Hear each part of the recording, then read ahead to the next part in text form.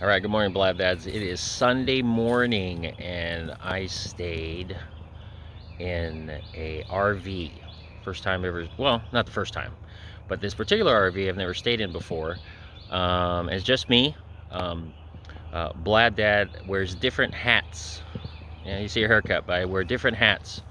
So yesterday came up to the Gainesville area, and the first part I worked a extreme race event called Savage Race.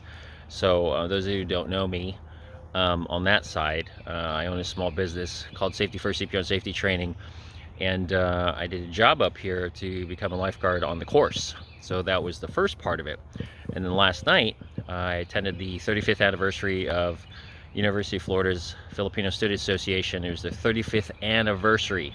So my connection to that is I never went to UF, I went to UCF, but I was their one of the co-founders and first president, and I celebrated their 35th anniversary with them. I had tons of fun, but I needed a place to stay. So as I'm looking around at Airbnbs through their app, scrolling, is that what I think it is? It is. So I looked at all the pictures, read the reviews, and so right now you can see my car right between the slots right over here of this fence. My car is parked. So I'm on the road right now, or just offset off the road, and I'm going to turn it around as if you had come in from the road, and you can see where it's parked. All right, here we go. Let's see.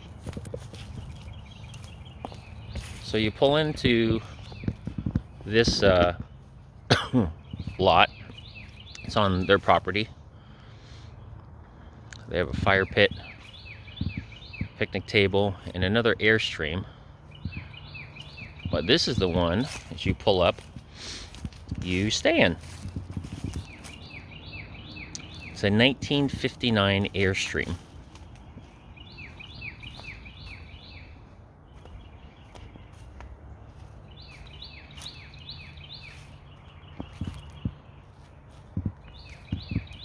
Decorated with the lights outside.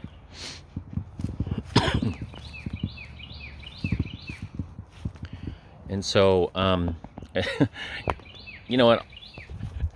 Honestly, you know, as you see Airstreams, I think one of the unique features is that it almost looks like one of those World War II planes. They've got rivets and it's metal sheeting. I mean, it's really, for me, it's nostalgic. I think it's pretty cool. It's almost like you're in the fuselage of a vintage World War II airplane. Anyway, I digress. Let's check it out. So as you enter this particular property, excuse me, it's early in the morning, beautiful day. So this is how you pull the latch or the handle. It's got a lock. They've added that. But as you come in, here we go. Let's check it out. So apparently, I believe this is the heater. And I'm just showing you the features. I'm not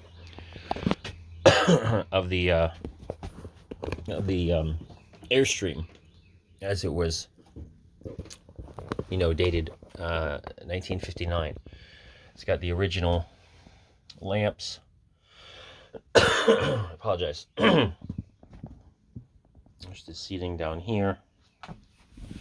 You've got some storage spaces right down here. And they've got a window.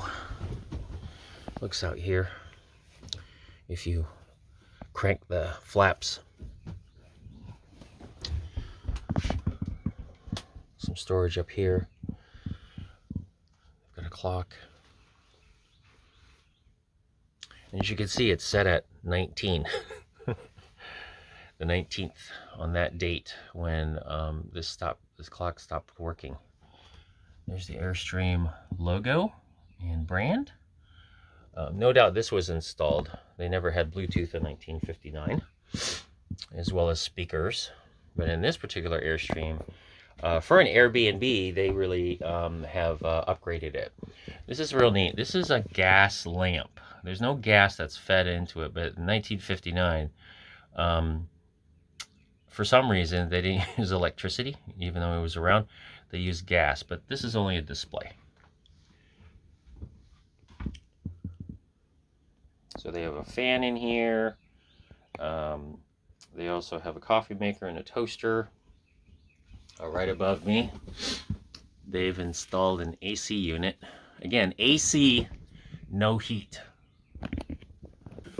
So one of the things that is really rare in Florida, sometimes it gets cold. It got cold. It was in the 50s in here, high 50s.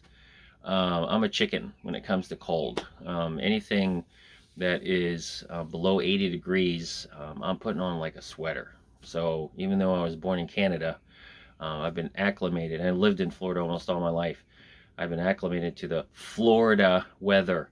So to have, I mean, don't get me wrong, I love the weather that's coming through. It's dry, it's cool, but when you're inside an RV that doesn't provide any heat, I was cold. Anyway, that's none of their fault. I should have had more items to dress with. I wish they had a comforter, but that would have been much more warmer in the bed instead of the blankets that were provided. That's neither here or there. Let's keep on going with the Airstream. Okay. So they have an original oven that they had back in the day. Look at that. That's pretty cool. They've provided some snacks and some teas, some waters. There's the kitchen sink. There's a light. Let's see if this works. Oh, there you go. It works. With the Airstream, one of the things that they showed on their video is that you have to pull these latches right here, and at the same time move these cranks. Now, back in when I was growing up, I remember being in our old school 50s house, and you had to crank the windows. Who remembers that? Comment down below. Do you remember cranking the windows to get the air in? They didn't have central air or heating in those 50s houses, so you had to crank it. There's the logo again. So from over here, they've got plenty of space for storage, where they have, this is literally your dining room table.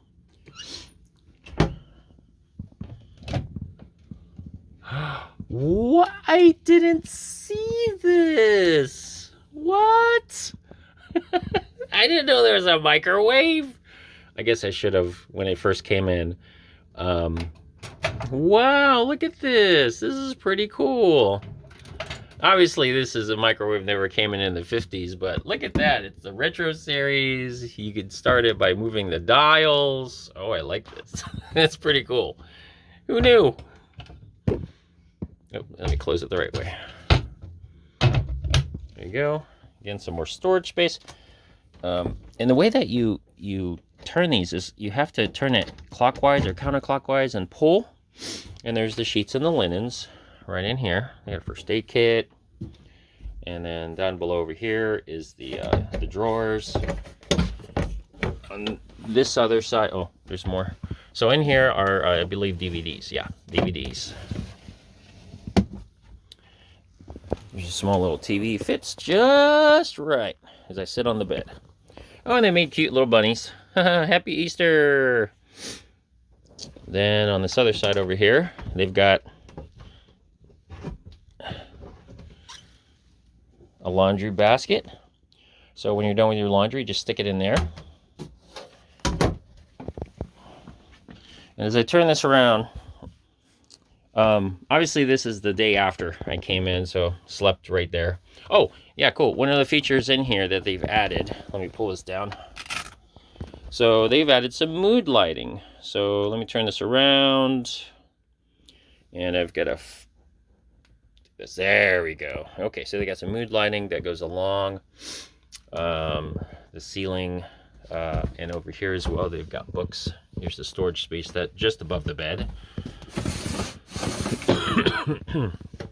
And this this lighting extends into the kitchen living room area.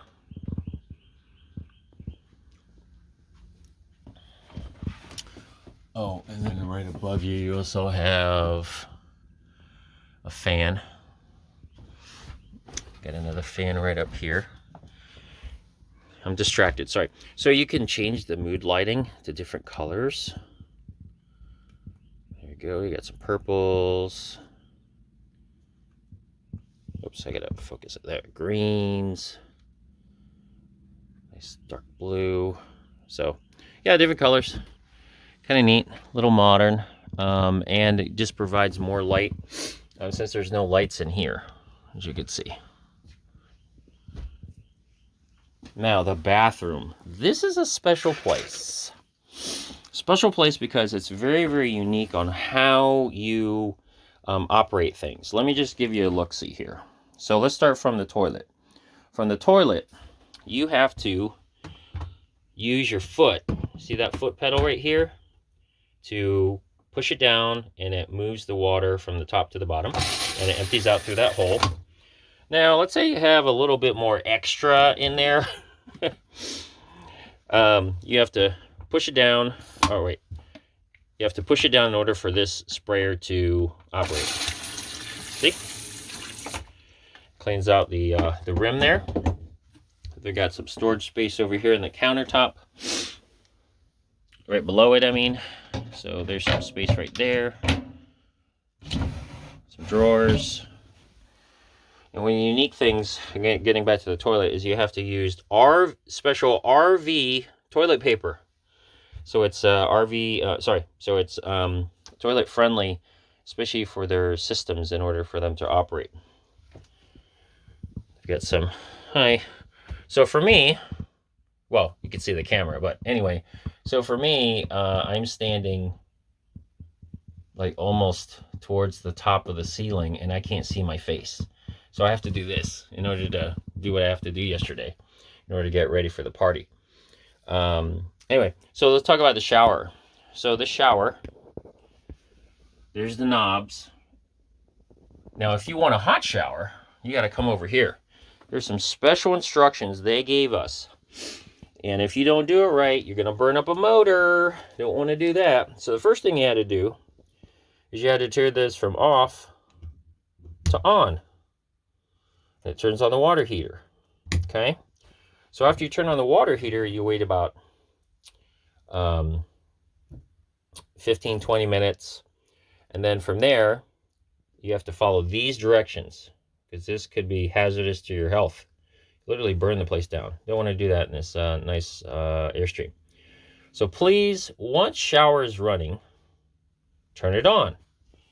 Turn on your shower, then flip the switch. Once you flip the switch, you take your shower, and then the water just accumulates. It doesn't go down a drain. It has to get pulled into the drain. Unlike our gravity-fed drains, where there doesn't have to be a motor, gravity does it for us. It goes down a pipe and out to your septic tank. Once tub is drained, okay, you'll hear a motor as you're showering. It sucks the water down. Once it's drained, then you turn it off. So these are some special features for this Airstream in order for it to work. It's very, very expensive if this gets broken. So knowing that you have to turn your switch off, that's the most important part within this AirBnB Airstream. All right. This is from the bathroom.